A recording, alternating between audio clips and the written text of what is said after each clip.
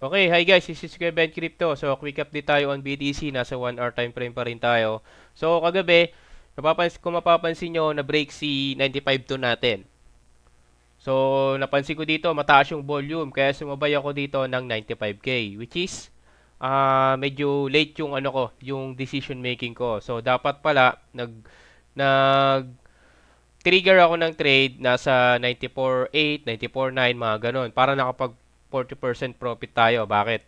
Kasi nangyari, 'di ba, sumabay ako ng 95K. So, ito 'yan, nag-profit tayo ng 19% dito.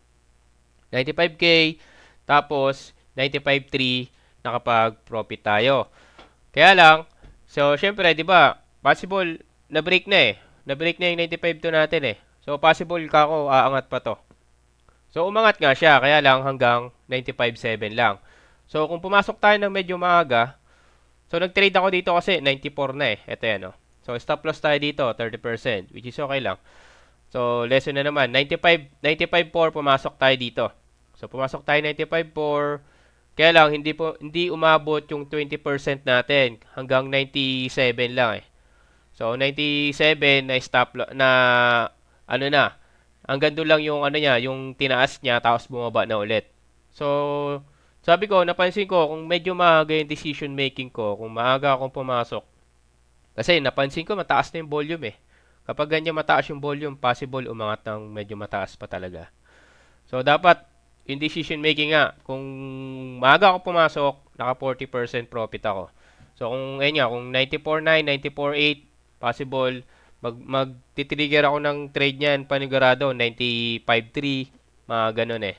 So, possible makuha yung 30%, naka times 50 ako ng leverage doon. So, possible makuha ko talaga yung 97, ay yung 95.7 na yan. Profit sana tayo dyan. Pero okay lang. So, ngayon, update na tayo. Mababa yung volume ng market. Sideways ang direction ng market ngayon. Pero, ngayon, nag-trigger ako ng trade ko for 94.9. So, possible kako bababa to. So, ngayon, ongoing ako dito sa 94.9. So, check ko na lang mamaya kung anong mangyari. So, okay lang. Nag-quick update lang tayo on BTC. Monitor lang natin yung market.